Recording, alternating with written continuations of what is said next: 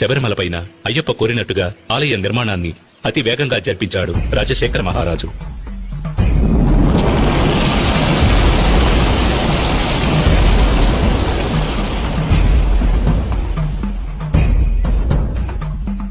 ఆ ఆలయంలో జీవిత తత్వాలను వివరించే విధంగా 18 మెట్లను కూడా ఏర్పరిచాడు.